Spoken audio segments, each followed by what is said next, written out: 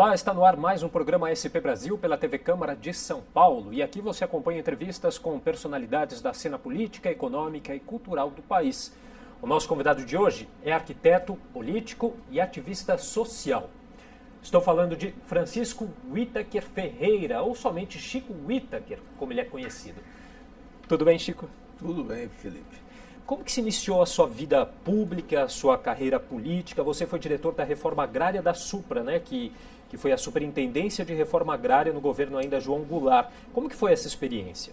Não, foi um processo de tomada de consciência desde a juventude.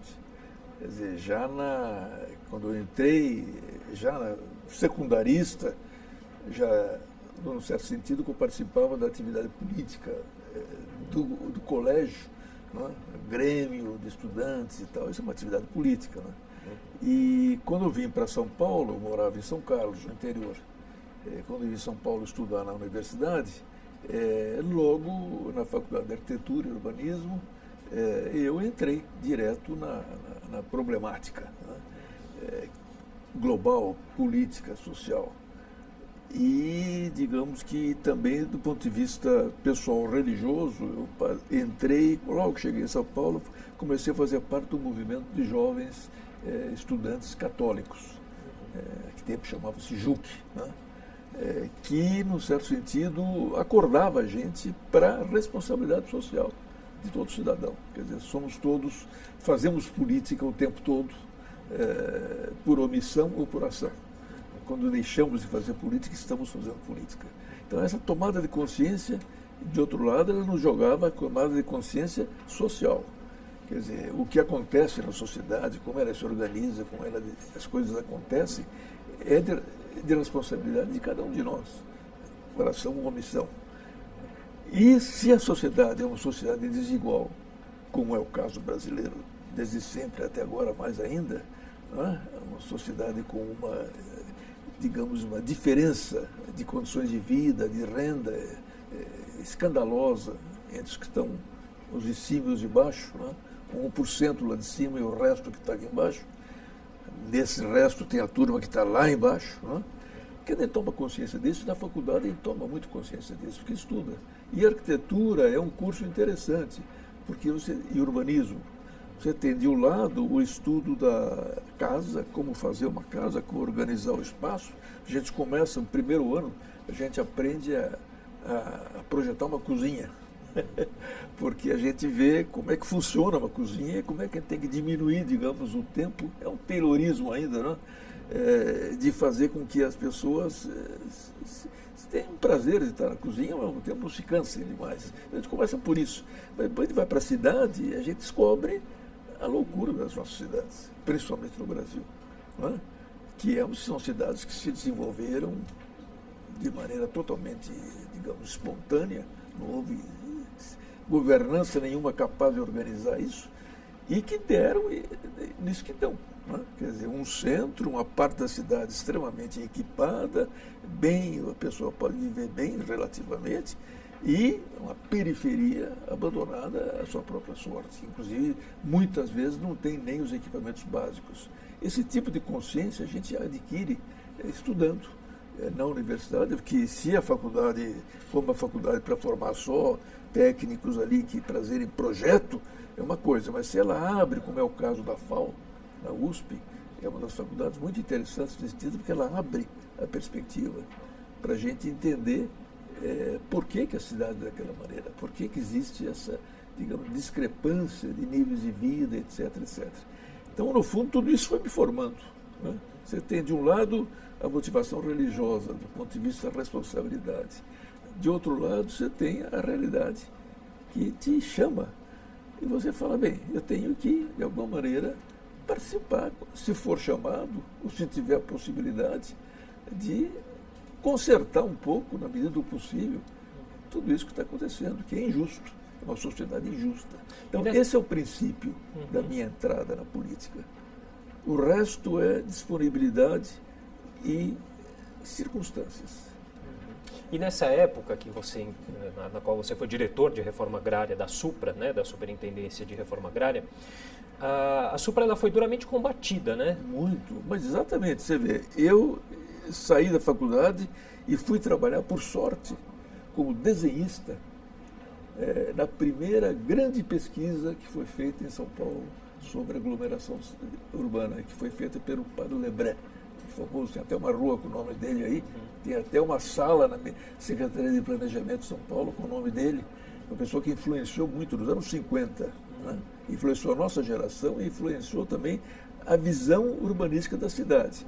E depois foi uma espécie de uma coisa atrás da outra, porque eu tinha um companheiro de militância, de luta política, que virou deputado federal e que antes tinha sido o Plínio da Roda Sampaio, né, que antes tinha sido secretário de planejamento, subchefe da Casa Civil de um governador e criou lá um grupo de planejamento, que foi o primeiro grande plano, plano de ação, o primeiro grande plano de governo que se fez aí no Brasil.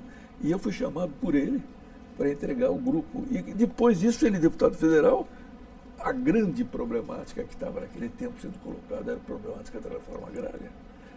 Já era, digamos, uma identificação de um problema estrutural que o Brasil tinha. De um lado, da posse da terra, que é um problema que vem de 1850. Começou com a lei da terra, quando os escravos foram liberados e veio uma lei para dizer só pode pegar terra quem puder comprar. Então o escravo já ficou de fora. Então já foi a grande começo do apartheid social que no Brasil tem até hoje. Quer dizer, os negros vindos da escravidão tinham o direito a trabalhar, não a comprar terra, porque não tinha nem como comprar. Então isso dividiu o país já entre os que tinham terra e os que não tinham terra. Então esse problema se exacerbou, foi indo com o processo de urbanização, que foi impressionantemente rápido. A partir de um certo momento, hoje nós temos praticamente um país urbano, 90% em certos estados, mais do que isso, totalmente urbanizado. Então, isso exacerbou e criou, naquele momento, um dos eixos da grande mudança que o Brasil precisaria fazer. Quer dizer, a mudança da posse da terra. Portanto, eu não era, digamos, especialista em terra, de jeito nenhum. Eu era especialista em política pública em relação à terra. E o que precisava? Dar ao governo a possibilidade de desapropriar terra improdutiva, latifúndio improdutivo, e distribuir essa terra para quem não tinha terra. Não distribuir dando, mas distribuindo através de um processo, inclusive considerando a dignidade das pessoas, serem capazes de pagar o que tivessem. Era isso, tranquilo. Era uma mudança constitucional grande, mas tranquila. Quer dizer, não se pretendia tirar a terra de ninguém. O que se pretendia era o que fosse improdutivo, o que era conservado e improdutivo por objetivos de especulação, de valorização da terra para ganhar dinheiro em cima dela. E aí veio o golpe militar. Bem, exatamente, como isso era crucial, era uma mudança enorme na estrutura, os proprietários de terra, os latifundiários até hoje, que são até hoje quem manda no país, na verdade, e toda a classe dominante, que não era somente os 1% lá de cima, mas também uma boa parte de classe média superior e tal, que digamos que era beneficiada por esse sistema, pelo sistema que estava no Brasil, essa reagiu. E foi ela que levantou. E a reforma agrária foi exatamente o ponto crucial. Foi quando o Jango resolveu tomar algumas medidas um pouco mais diretas. Por exemplo, uma das medidas que mais irritou o sistema foi que ele disse, bem, quando você tem uma estrada, essa estrada é um canal de comercialização de produtos. Então é essencial que essa terra do lado da estrada esteja produzindo. Pelo menos a gente economiza a montagem de estruturas de transporte. Já está pronta lá. Então a gente pelo menos economiza e faz com que essa terra comece a produzir. Levantou essa ideia. Nossa Senhora, foi um verdadeiro Deus nos acuda. E foi uma época, Chico, inclusive que você chegou a ser preso, não, exatamente. exilado, O golpe veio em cima disso. Quer dizer, essa classe dominante conseguiu mobilizar os militares e naquele tempo era fim da Guerra Fria. E a Guerra Fria era um sistema, a Guerra Fria não foi uma guerra militar, foi uma guerra de comunicação. Quer dizer, as duas grandes potências, comunista e capitalista, se enfrentavam. Então era preciso conquistar a cabeça das pessoas, tanto pela propaganda, tanto de um lado como do outro. E o lado de cá, o lado em que nós estávamos, conseguiu enfiar na cabeça das pessoas que comunismo era igual a inferno, diabo. Os comunistas fizeram erros realmente impressionantes, inclusive por não serem democráticos. Fizeram erros tão grandes que eles davam margem para essa acusação. Quer dizer, todos os, digamos, os tipos de justiça expedita que os regimes comunistas faziam e fuzilavam as pessoas. Quer dizer, isso tudo conseguiu dar para o mundo uma ideia, o poder de comunicação muito forte do lado de cá, uma ideia de que a civilização ocidental cristã era a nossa e a deles era a barbárie. E não podia deixar a barbárie chegar. E a ideia que se criou no Brasil é de que o Jango Goulart era serviço dessa barbárie. Ele era um agente do comunismo no Brasil. Então, obviamente, isso dividiu, e quem estava na reforma agrária era automaticamente considerado comunista. E ainda nessa questão da reforma agrária, só para a gente ver como a questão ainda é tão presente nos dias de hoje, né?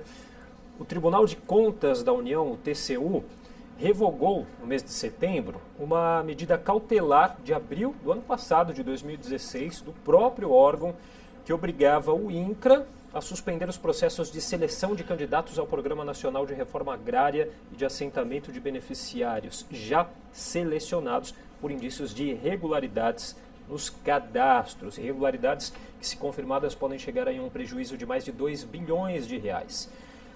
Em seu voto, o ministro relator do processo, Augusto Sherman Cavalcante, citou que há pelo menos 20 anos o TCU vem combatendo desvios de finalidades na execução da Política Nacional de Reforma Agrária e que, embora o INCRA venha implementando medidas positivas nesse sentido, o horizonte de resoluções dos problemas ainda é longo. Eu fiz questão de ler essa notícia para a gente falar um pouquinho, e como eu falei antes de dar a notícia aqui, como está presente ainda essa questão da reforma agrária, desse problema, né? Não, inclusive, a grande luta pela reforma agrária, que começou no governo Goulart, em 63, que foi interrompida em 64, ela voltou depois que a ditadura terminou, e os governos de então passaram, e o governo, sempre os programas do governo eram, vão fazer a reforma agrária. O próprio governo Lula, que era nitidamente um outro lado, uma outra virada, era o ponto quase que primeiro do seu governo era fazer a reforma agrária.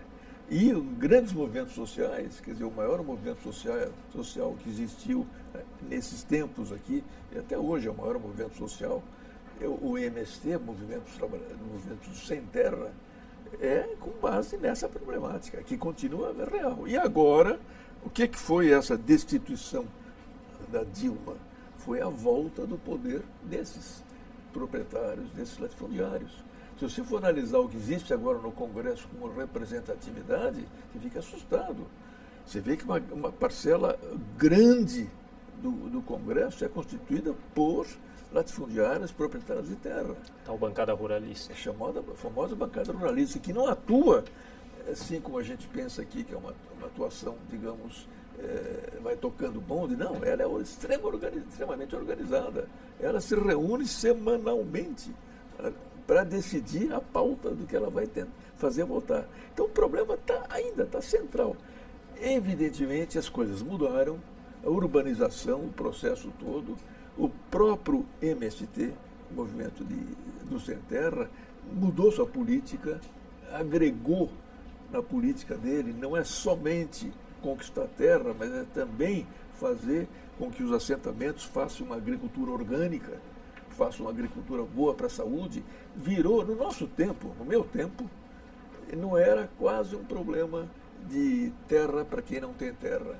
Era criar quase uma classe média no campo, que não existia.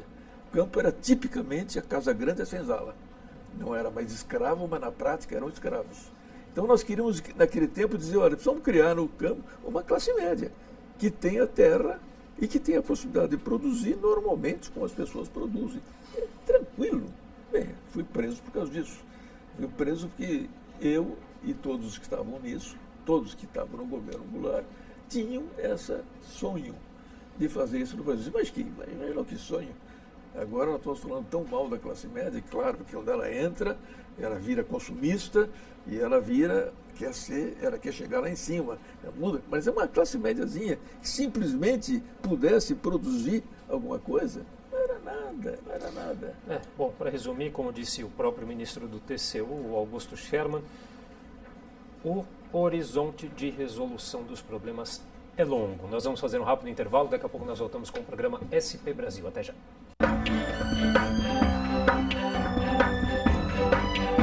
Estamos de volta com o programa SP Brasil pela TV Câmara de São Paulo e aqui você acompanha entrevistas com personalidades da cena política, econômica e cultural do país. O nosso convidado de hoje é o arquiteto, político e ativista social Chico Whittaker. Chico, como que a CNBB, a Conferência Nacional dos Bispos do Brasil, entrou na sua vida? Olha, o fato de ser de um movimento de juventude católica, continuei tendo ligações mesmo depois de sair da universidade, etc.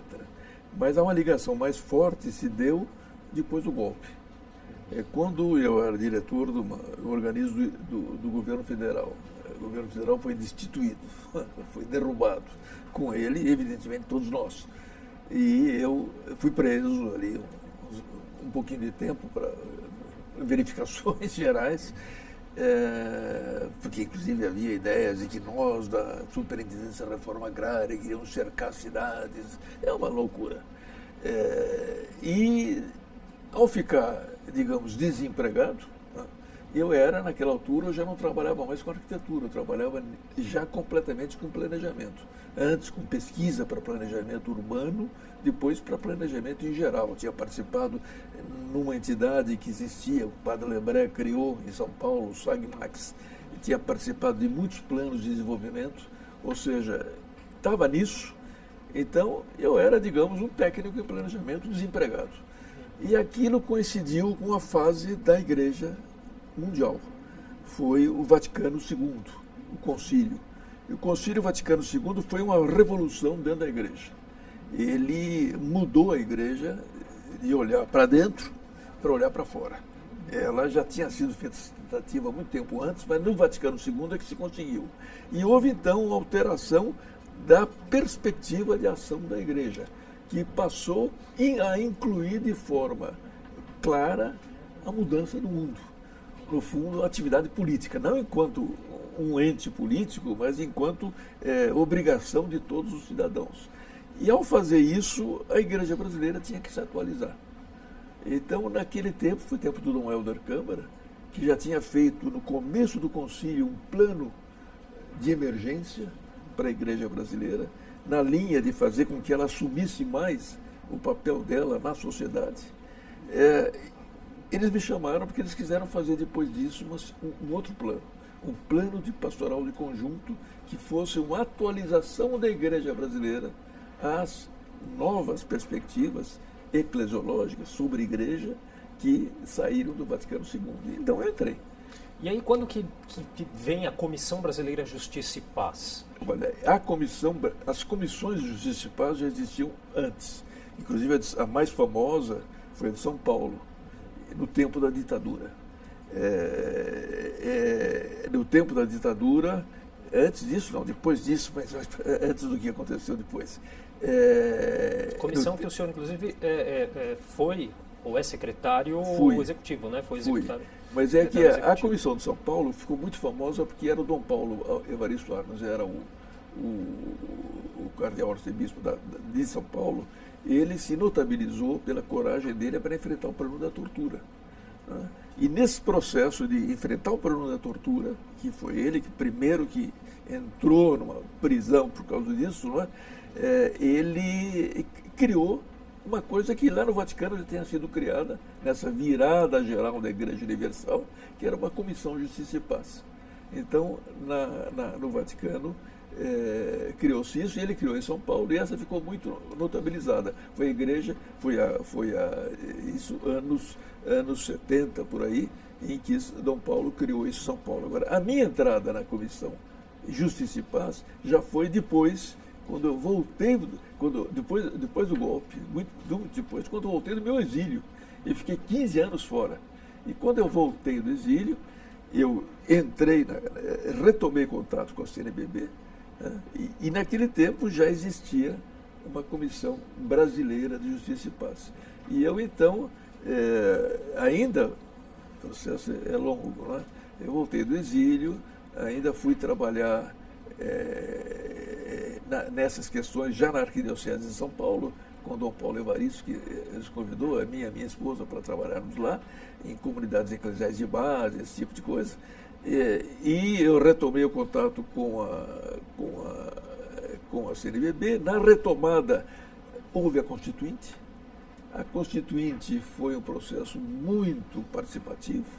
Eu fui incluído, eu tive a oportunidade de participar de um movimento chamado Plenário Pró-Participação Popular na Constituinte, que era exatamente uma tentativa de fazer aquilo que nós dizíamos, nosso slogan, Constituinte sem povo não cria nada de novo.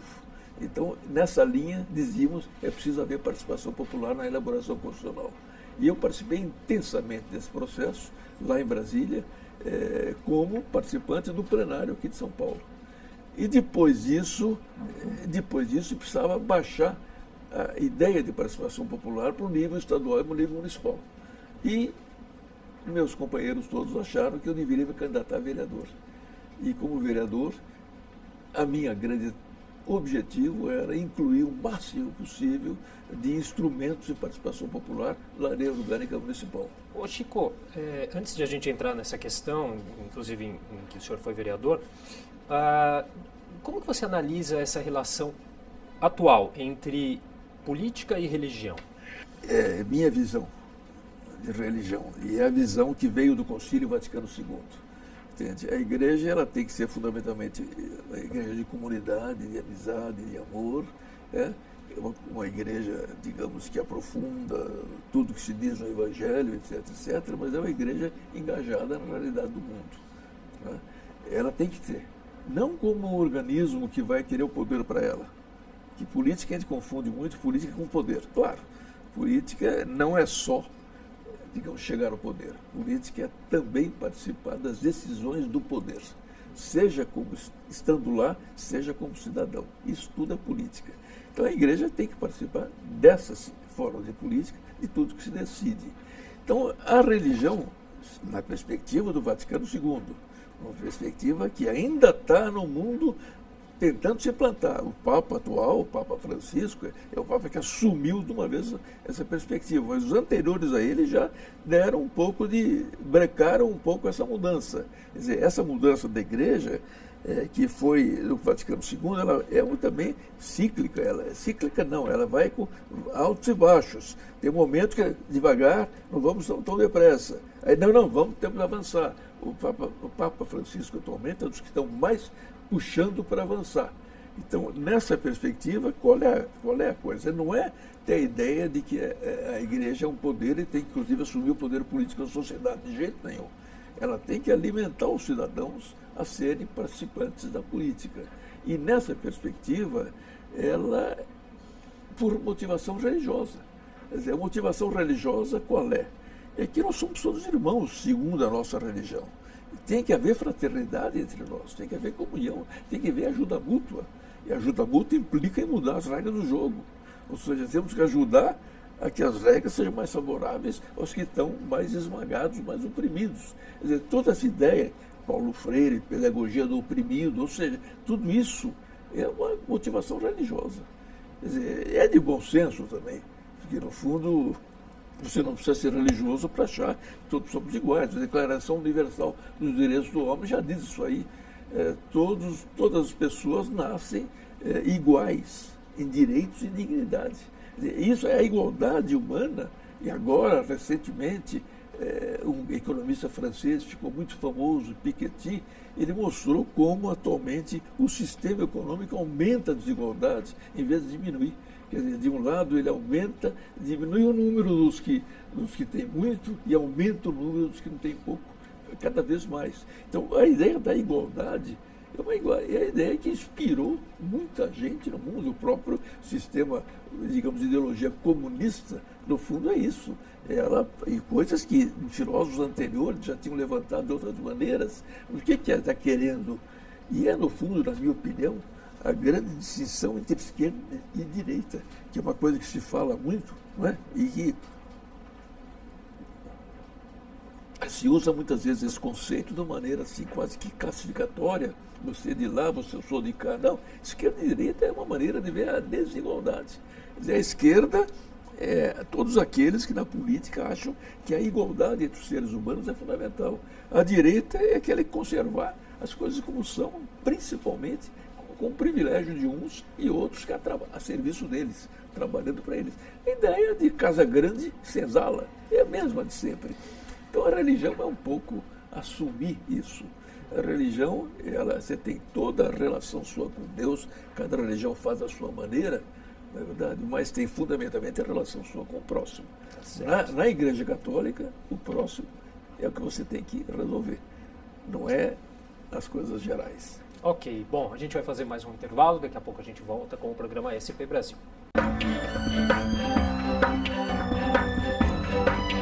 Estamos de volta com o programa SP Brasil pela TV Câmara de São Paulo. Aqui você acompanha entrevistas com personalidades da cena política, econômica e cultural do país. O nosso convidado de hoje é o arquiteto, político e ativista social Chico Whittaker. Chico, você foi em 2 oportunidades vereador aqui em São Paulo pelo Partido dos Trabalhadores, né? Como é que foi essa experiência? Foi uma experiência linda e ao mesmo tempo difícil, porque eu fui vereador depois daquilo que eu já contei um pouquinho, o plenário para participação na Constituinte, etc, etc. Eu propus me candidatar a vereador para assegurar que a lei orgânica, introduzir na lei orgânica o máximo possível de instrumentos de participação popular, era essa a ideia que tinha. Já foi depois do meu exílio. Eu já tinha voltado de 15 anos fora, tinha aprendido muito lá fora. E uma das ideias fundamentais era essa, mas a realidade da Câmara é outra coisa. A gente, quando estuda direito constitucional, direito político, tudo as coisas, a gente tem uma teoria do que é poderes legislativo, executivo, judiciário, independência de poderes, tudo isso é teórico. A gente entra, a gente vê isso funcionar. Então, a minha entrada na Câmara, ao fazer, digamos, a opção de trabalhar por isso, aliás, eu cheguei a ser um dos relatores da lei orgânica, e que foi muito importante para mim essa possibilidade de tentar introduzir dentro da lei orgânica o máximo possível. Os outros relatores, no fundo, tinham uma visão parecida nessa perspectiva. Tinha os dois, éramos 3 relatores, mas objetivamente aconteceu que um dos candidatos na minha mesma campanha era o Eduardo Suplicy. E o Eduardo Suplicy entrou na Câmara com outra perspectiva, podia também essa, mas o eixo dele era o problema da corrupção. Ele entrou com a campanha, o título da campanha dele era Pintou Limpeza. O senhor foi relator da CPI contra a corrupção, automaticamente, né? Quando eu entrei, ele se lançou nesse programa, e como ele era do mesmo partido meu, ele me chamou também para essa briga. E logo que ele entrou, ele ficou 2 anos só aqui, logo que ele entrou, aconteceram coisas terríveis aqui na Câmara, inclusive uma tentativa de incêndio para queimar papéis, para queimar provas. Ou seja, ele nessa altura, e nós mesmos, do Partido dos Trabalhadores, etc., e pelas tantas já estávamos identificando onde é que estavam os problemas, quais eram as pessoas que aqui dentro criavam esses problemas. Então achamos que tinha que ter uma comissão parlamentar de investigação uma CPI sobre as questões de corrupção dentro da Câmara. E nessa altura o Eduardo Suplicy me convidou para participar dessa comissão e ser o relator dessa comissão. Eu fui relator dessa primeira comissão e depois do meu segundo mandato eu fui presidente de uma segunda comissão, da mesma temática, e que pegou já outra problemática, já que acontecia aqui, de uso exatamente de utilização das reformas da Câmara para separar dinheiro para aqueles que interessavam pegar aquele dinheiro, usava isso aí. Então eu já fui na segunda, eu mesmo fiz o pedido de instalação da comissão e por fazer o pedido eu era automaticamente o presidente dela. Então eu participei de duas. Isso por quê? Porque no meu processo, que era voltado para a questão da participação popular e que eu tentava fazer no meu mandato, o máximo possível de relação com os eleitores e o máximo possível de abertura de portas para a participação, eu fui empurrado, digamos, pelo Suplicy, no fundo, que era o presidente da Câmara, companheiro de partido, e tinha razão no que ele fazia, entendeu? Eu fui empurrado também para essa questão da corrupção, que foi, aliás, o que motivou muitas das minhas coisas já ao nível federal. Porque depois que eu saí da Câmara, em 96, eu desisti de me candidatar uma terceira vez, porque eu achei que a minha vocação era muito mais na sociedade civil do que dentro do parlamento. Dentro do parlamento exige qualidades que eu não tinha, né? E fora, eu teria mais competência. Mas mesmo assim o senhor foi um dos fundadores do movimento de combate à corrupção eleitoral, foi responsável por transformar em lei dois projetos, né? Inclusive o da ficha limpa e também o que tornou crime a compra de votos, né? Exatamente, foi o primeiro. Foi de 1979. Por quê? 98. Por que esse projeto? Eu saindo da Câmara, em 96, foi quando eu entrei na Comissão Brasileira de Justiça e Paz. Ela se transferiu para Brasília, no seu processo interno de modificação.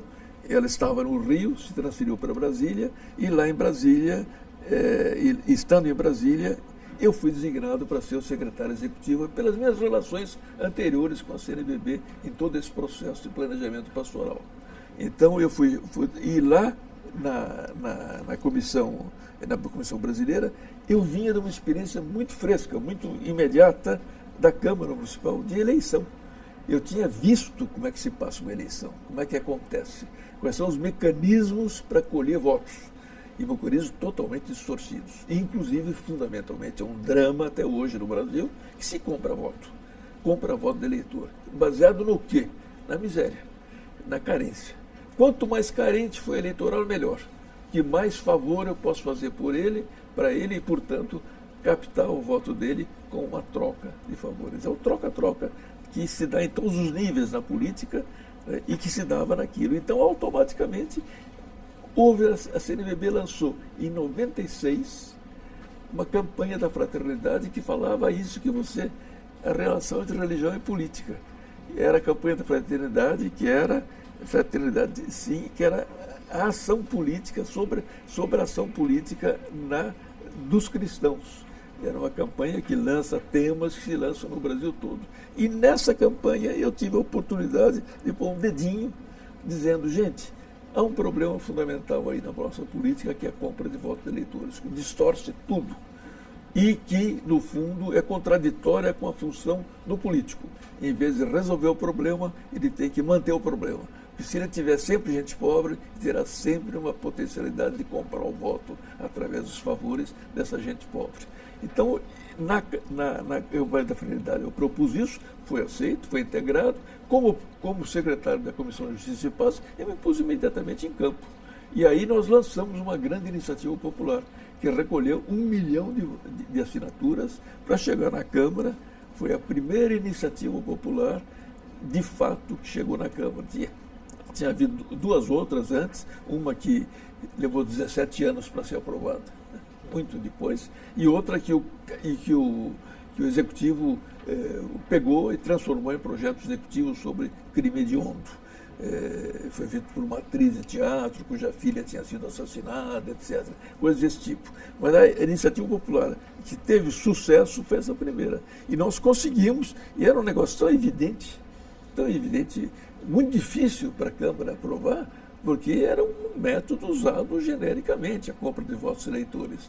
Então nós íamos tirar essa possibilidade de captar votos. Então, com esse negócio, nós introduzimos a lei foi aprovada em 7 semanas. Foi um recorde de coisa, obviamente modificada, não foi do jeito que ela entrou, mas isso é normal no parlamento, tem que se discutir as leis. Então ela foi melhorada em uma série de aspectos e retirados alguns elementos mais incisivos, que depois o próprio Tribunal Superior Eleitoral, em julgamentos, recuperou a ideia de que não é preciso que seja só o mandatado pelo candidato que compre votos, não é só o candidato mandatado por ele também pode comprar votos em nome dele. Então, essas pequenas mudanças, o resultado foi aprovado. Agora, a segunda, que você se referiu, a lei de ficha limpa, foi 10 anos depois. Eu já nem estava mais na comissão. Mas depois dessa comissão, como nós organizamos no Brasil todo grupos para colher assinaturas, para essa primeira 1 milhão de assinaturas, você imagina a quantidade de gente que teve que se envolver nisso. Não é? Então, esses que colheram assinaturas se transformaram automaticamente em comitês da Lei 9840, que era o número da lei dessa foi aprovada. Então, eles se transformaram numa força política que se espalhou pelo Brasil todo e que foi capaz de 10 anos depois pegar outra lei que foi também proposta pela Comissão Brasileira de Justiça e Paz, ou mais exatamente naquele momento já se criou um movimento de combate à corrupção eleitoral a partir desses comitês todos e a partir de todas as pessoas que se envolveram nesse processo, mais de 50 entidades nacionais criaram esse movimento e esse movimento lançou a lei da ficha limpa, que levou 1,5 milhão de assinaturas. Mas com base no quê? Nos mesmos comitês 9840 que tinham feito a primeira. E como que você analisa, levando em conta esses projetos que viraram lei, como que você faz uma análise com toda a situação política que a gente vive hoje? Exatamente. Atualmente nós estamos numa situação, digamos, muito excepcional, quer dizer, depois de uma destituição de uma presidente eleita. Agora, atrás disso tem um problemão, o problema do Congresso. Quer dizer, o que é o Congresso?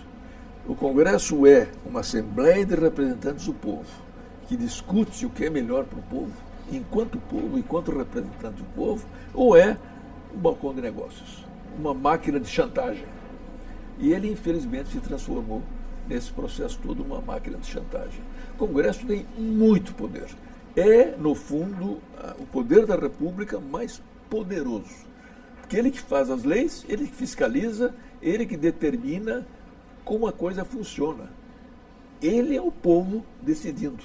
É o povo fazendo a lei, são os representantes, e ele é o povo fiscalizando o executivo. Então, ele é isso. Só que, como ele tem todo esse poder, ele é utilizado pelos mal intencionados. Quem vai para lá mal intencionado percebe que, assim como nas câmaras municipais, de cima a baixo isso acontece, ele percebe que esse poder que o legislativo tem pode ser utilizado para arrecadar dinheiro para quem tem esse poder. Então, transtorna o que a gente chama práticas deletérias, que estão destruindo o Congresso, que estão realmente, objetivamente, desacreditando o Congresso. E aí está o grande risco que nós vivemos agora.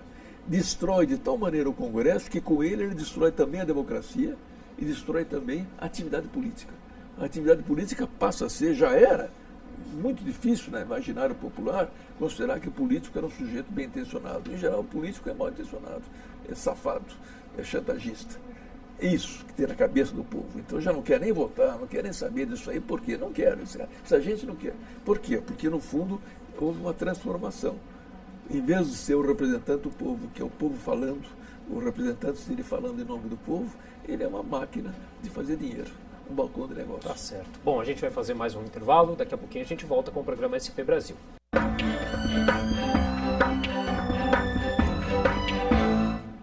Estamos de volta com o programa SP Brasil pela TV Câmara de São Paulo. Aqui você acompanha entrevistas com personalidades da cena política, econômica e cultural do país. E o nosso convidado de hoje é o arquiteto, político e ativista social Chico Whittaker. O senhor foi um dos fundadores do Fórum Social Mundial, isso em 2001, né? E a pergunta que eu faço é, o Fórum ele tem cumprido o seu papel nesses 16 anos? Aliás, qual que é, na visão do senhor, o papel fundamental do Fórum? Bem, exatamente como ele dizia no início, né? A gente é levado para as coisas na medida em que está disponível e que as circunstâncias se fazem. No caso concreto, eu já tinha uma experiência acumulada de muitas coisas e um grupo de amigos daqui de São Paulo identificou um grande problema na economia mundial. O problema da dominação, a globalização capitalista, levando o mundo para o desastre que estamos entrando. Né? E que, no fundo, existia na Suíça, num lugar chamado Davos, uma reunião anual dos grandes donos do mundo, os grandes multinacionais, os dirigentes dos países mais ricos, para decidir como continuar a dominar. E essas pessoas, aliás, a pessoa que viu isso mais claramente foi um empresário brasileiro, o Ned Grajew, que já tinha tido uma atividade social muito grande aqui no Brasil antes. E ele falou, puxa vida, mas como é que eles fazem? Foi depois da queda do Muro de Berlim também, em 89. De 89 para 2000, o sistema da globalização capitalista avançou celeremente na dominação do mundo. E chegou. Davos era a representação desse pensamento. E ele disse, puxa vida, mas nós estamos brigando no mundo inteiro para mudar isso aí e nem aparece nada. Ninguém fala que existe essa briga, só fica a ideia de que fora do mercado não há alternativa. Aliás, era a frase da Margaret Thatcher como candidata a primeira-ministra da Inglaterra, era essa frase, fora do mercado não tem solução. Tina, there is no alternative. Não é possível, nós temos que mostrar que isso existe. E essa ideia que ele teve evoluiu na discussão de todos os companheiros por aqui. Por que nós não fazemos, então, um fórum alternativo ao Fórum de Davos?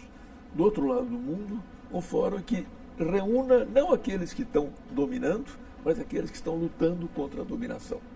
E fazer com que eles troquem experiências. Bem, foi essa a ideia básica, tentativa, depois a ideia ser posta e ser colocada, um ano depois, já estamos fazendo o primeiro Fórum Social Mundial em Porto Alegre. Por que Porto Alegre? Porque lá já estava se fazendo uma experiência de participação popular muito intensa, que era a experiência do orçamento participativo. Quer dizer, o PT daqueles tempos e naquele tempo estava implementando esse tipo de experiência, sempre na linha da participação popular. E aí eu aproveito já para perguntar para o senhor, como que o senhor vê a esquerda atualmente, não só a esquerda, mas também os movimentos sociais, o papel deles na sociedade? O senhor que, inclusive, depois de ter sido vereador, depois de um bom tempo, até em 2006, se não me engano, se desfilia, né? Sai do PT, do Partido dos Trabalhadores. Como que o senhor vê, então, fazendo essa relação com o Fórum, a participação dos movimentos sociais e o engajamento da esquerda? Na verdade, há uma distorção nesse processo, porque é uma guerra de comunicação, guerra comunismo e capitalismo. Desde a Guerra Fria, ela continua existindo, na cabeça das pessoas ainda está muito presente. Nós vimos filme andar com pau, mostrando o comunista comendo criancinha, não é verdade? E capitalista fazendo o bem do mundo. Quer dizer, isso tudo nos influenciou. Então, isso tudo influenciou agora a esquerda e a direita. Então, se confunde o que é a esquerda e a direita. Virou um fla-flu no Brasil entre a turma da esquerda, que é uma turma pretensamente comunista, né? E a turma da direita, que é a civilização cristã ocidental. A mesma coisa continua. Então acontece que, ao chegar no poder, o PT chegou no poder nacional com o Lula, isso se exacerbou como desafio. E aí o governo, para governar, ele tem que buscar governabilidade, ele tem que buscar uma porção de condições, e nessas condições ele também comete erros. Um dos erros foi não se negar a entrar na cultura política brasileira, que é uma cultura de toma lá da cá, é uma cultura de favores, ao fazer a maioria parlamentar. Então, para constituir uma maioria parlamentar, isso tudo levou a muitas confusões. Houve companheiros nossos que cederam um pouco mais, quer dizer, não foram tão rígidos na luta pelo que queriam, se adaptaram um pouco à coisa, poucos, mas houve.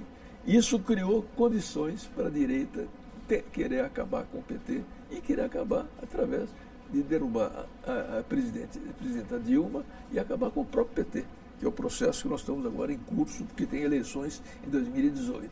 Então, nisso tudo, quer dizer, um processo digamos, não se chegou a criticar a cultura política brasileira, que é uma cultura de chantagem do Congresso em relação ao Executivo.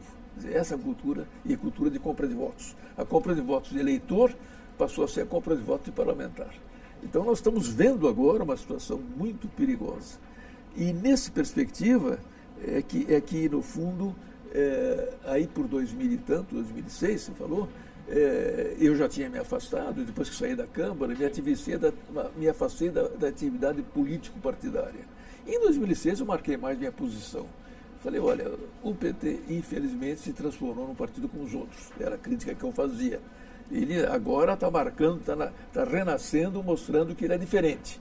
Mas vai ter que fazer um esforço, porque na mentalidade em geral das pessoas, ele virou um partido como os outros. E eu achava que ele tinha que se renovar, profundamente. Mas não ia me engajar nessa renovação, porque eu achava que era mais importante fazer o trabalho fora do partido, porque a vida partidária é muito absorvente. Então eu falei, não vou entrar nessa. Então deixa eu sair dessa, deixar que a turma que está nessa, está brigando por um novo PT, continue brigando, eu vou brigar pela participação popular. Eu vou brigar por isso. Então, nessa perspectiva, eu saio. Agora, o drama nosso, atual, é essa confusão, digamos, de informação.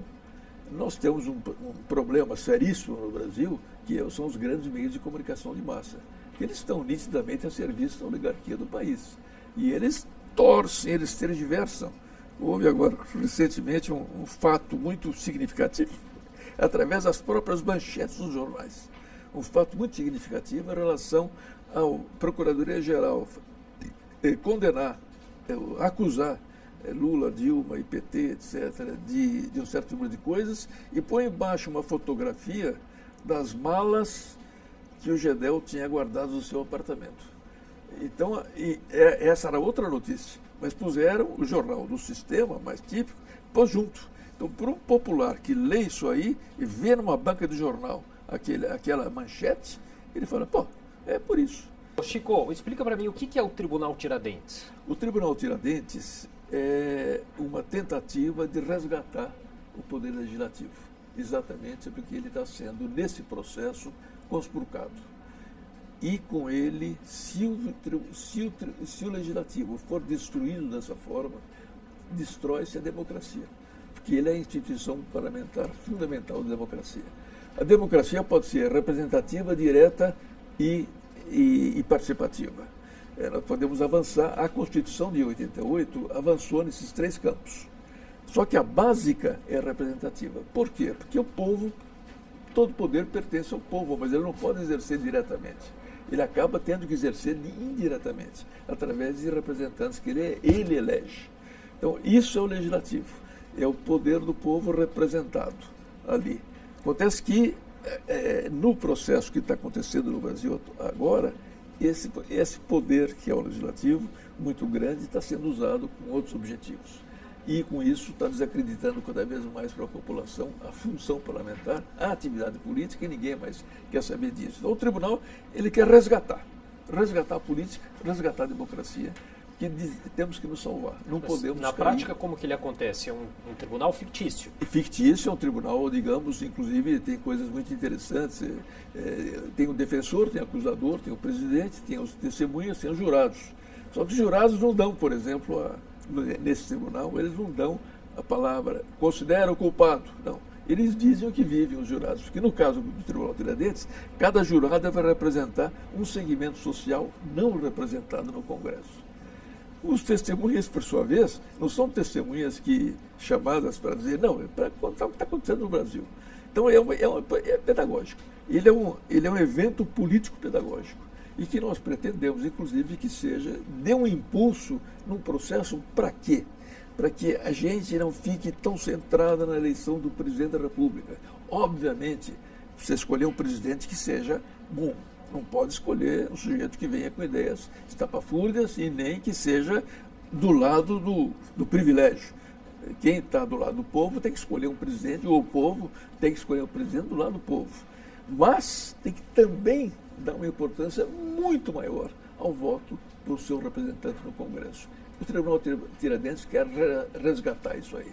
Nós precisamos que a população, os movimentos sociais de todos se empenhem duramente na eleição de 2018 e em todas as outras eleições a que se dê mais atenção ao voto no Legislativo. E nele, no Legislativo, está o poder político efetivo. Chico, uma das suas frentes de trabalho atualmente é contra a política nuclear aqui no Brasil, né? E esses acordos nucleares. De que forma que isso é feito? Olha, isso aconteceu também na minha vida pelas circunstâncias do mundo. Aconteceu um desastre terrível, uma catástrofe no Japão, que é de Fukushima. Uma usina explodiu. Houve um maremoto, houve tudo aquilo, mas acontece que objetivamente foi a usina que explodiu, e ao explodir, ela espalha partículas radioativas. Esse fato, essa possibilidade tinha existido já antes, tinha acontecido antes em Chernobyl, na União Soviética, que espalhou uma nuvem radioativa pela Europa inteira, de Césio-137, o mesmo Césio-137 que matou um monte de gente, 19 gramas, em Goiânia, tinha matado um ano antes. E antes disso, lá nos Estados Unidos, em 79, tinha havido uma explosão desse tipo, sem todos esses efeitos, mas que mostrou que isso era possível. Companheiros meus disseram, puxa vida, como é que a gente faz? Acontece no Japão, será que não pode acontecer nas usinas que nós temos aqui no Brasil? Pior do que isso, nós vamos aprofundar a questão e descobrimos que a usina de Angra 3, que está sendo construída, ela está sendo construída com um projeto de antes do primeiro acidente desse tipo. Um projeto de 70. O primeiro acidente aconteceu em 79, depois em 86, depois em 2011. A usina não leva em conta nenhuma desses acidentes para se atualizar quanto projeto. Então, o que está acontecendo no Brasil é um tremendo crime. É um crime contra a humanidade. Quer dizer, você e detalhe, o nuclear no mundo inteiro está baixando. Porque o mundo inteiro está descobrindo, a Alemanha já parou tudo. A Alemanha já mandou parar tudo. Eles fizeram plebiscito na Áustria, fizeram plebiscito na Itália, fizeram plebiscito agora na Suíça. Não queremos ir na nuclear. E aqui no Brasil o pessoal fica querendo, com o risco que tem enorme de verdadeiras catástrofes. Probabilidade pode ser mínima. Mas se acontecer um desastre, e nós estamos com usinas entre São Paulo e Rio, o risco é enorme. Então eu entrei nisso de cabeça, porque é muito impressionante a desinformação que existe no Brasil sobre isso, especialmente no mundo político e no mundo popular em geral. Não sabem o que está acontecendo. Por quê? Porque o perigo do nuclear não é como outro desastre qualquer. Ele espalha a radioatividade que a gente não vê. A gente vê quando uma barragem joga barro vermelho, mas não vê quando ela joga radioatividade. Ninguém vê. Tá certo. Então é aí que eu estou nessa de corpo e alma, porque é sério demais. Tá bom, Chico. Queria agradecer demais sua participação aqui no nosso programa. Olha, fico às suas ordens, qualquer outra oportunidade, estamos aí. Se eu sobreviver... Vai sim, com certeza. A gente conversou hoje com o ativista social, arquiteto e político Chico Whittaker. E o programa SP Brasil de hoje vai ficando por aqui. Até uma próxima.